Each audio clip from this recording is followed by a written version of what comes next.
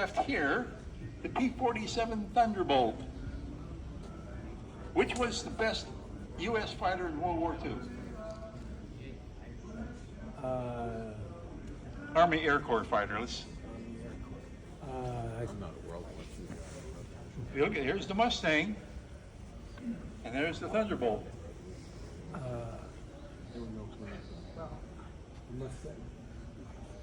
Well, we'd have to qualify that. Which aircraft destroyed more German aircraft? Hello? The Thunderbolt.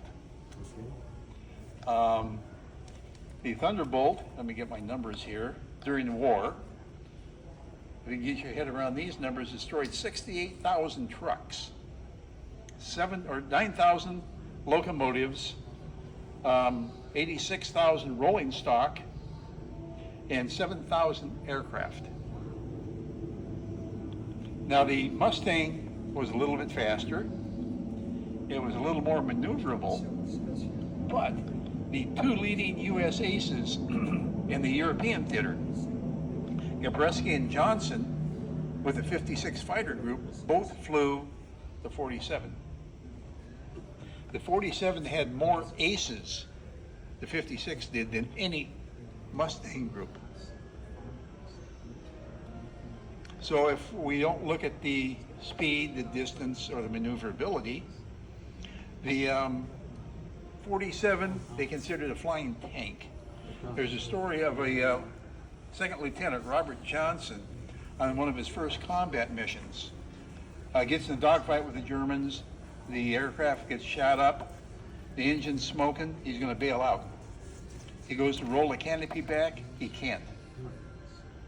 The canopy is jammed, the rail is damaged, he can't get out. Gets control of the aircraft. This engine is known for its durability. Air-cooled, not liquid-cooled. There's stories of the cylinders being shot up and the aircraft still flying. So anyway, Johnson gets control of his aircraft, heads back for England.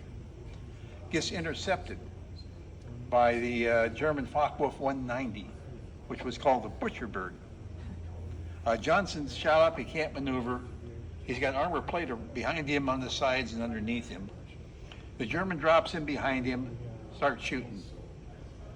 The aircraft's absorbing the hits. The German stops shooting, pulls up alongside him, shakes his head, drops back and starts shooting.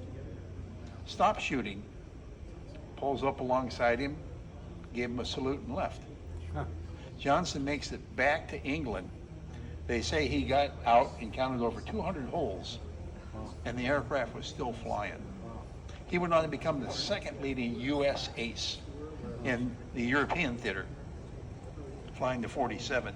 When the 56 fighter group was scheduled to transition to Mustangs, they said, no, we won't give up the Thunderbolt. That's what they thought of the aircraft. The Mustang, an exceptional aircraft.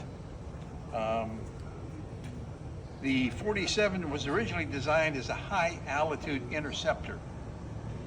It is better than the Mustang. It's above, say, 25, 30,000 feet. It's a turbo supercharged engine. So it still maintains its power at that altitude. You can see it's got the big four-bladed propeller. And again, it's got the big wing. It had more power. It's got a lot more power. But to have the four blades, You had to have the high power. Right. Now this happens to be a courtesy electric propeller. It's a variable pitch propeller. Anybody know what a variable pitch propeller is? You're lucky I do. The blades will change angle of attack. And what it is there's two controls for the pilot in the cockpit. This is true of all variable pitch. One is a propeller, one is a throttle. So on there's a governor for the engine, so the pilot can select takeoff RPM, cruise RPM, and then he pushes his excuse me, pushes his throttle forward. And of course, we put more fuel in, you want to speed up. Now, what would happen to your car if I jacked the car up, started it, stepped on the gas? How much horsepower would the engine produce?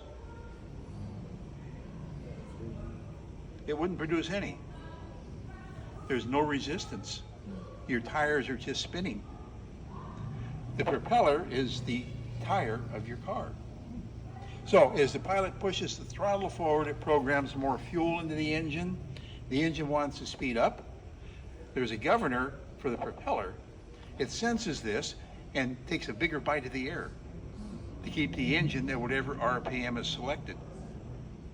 It's a variable pitch propeller. And that's how they can use the horsepower of the engine in these type of aircraft.